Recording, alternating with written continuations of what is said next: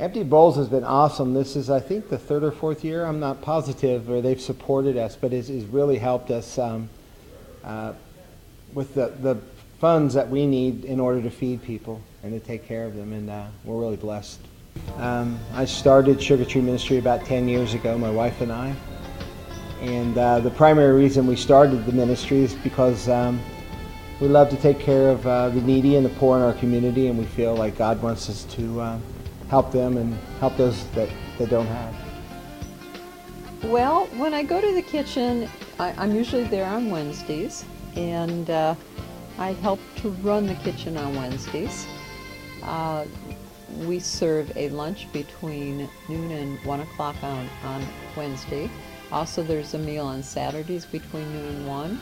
There's a dinner meal on Monday, Tuesday, Thursday, and Friday. So 6 days a week, someone can go to the kitchen and get something to eat.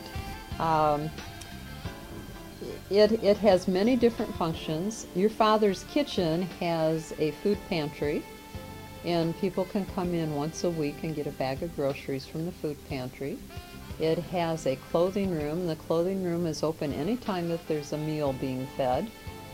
And everything that's in the clothing room is there by donation, and people can get coats, they can get clothing, they can get sheets, they can get anything that they need for their own personal use.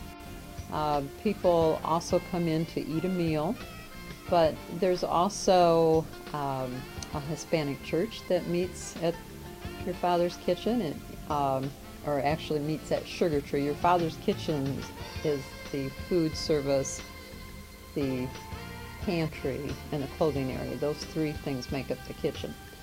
But Sugartree has, as I said, it has a Hispanic church, it has a coffee shop, it has its own radio station, it has a recording studio, it has a concert hall, which is in the process of being rebuilt at the moment.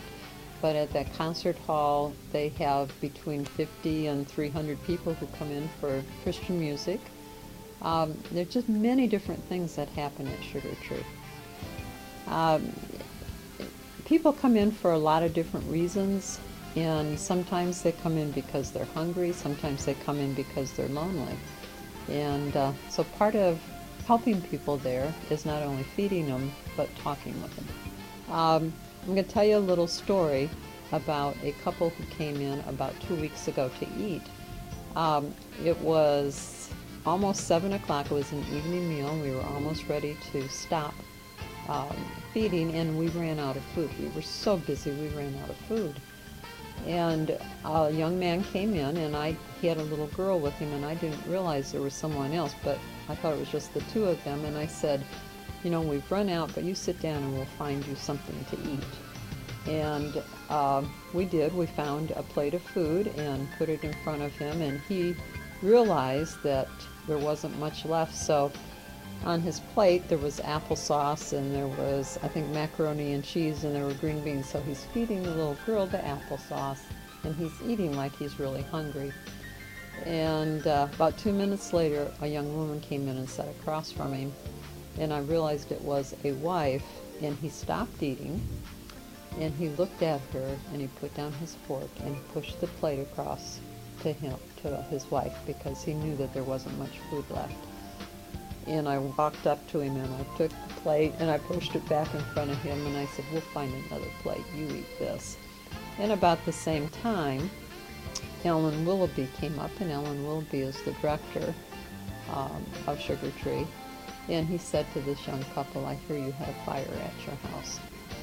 So you realize that people come in for many reasons, but here was a young couple who were really down on their luck, but yet this young husband was still willing to provide for his family by giving away his plate of food.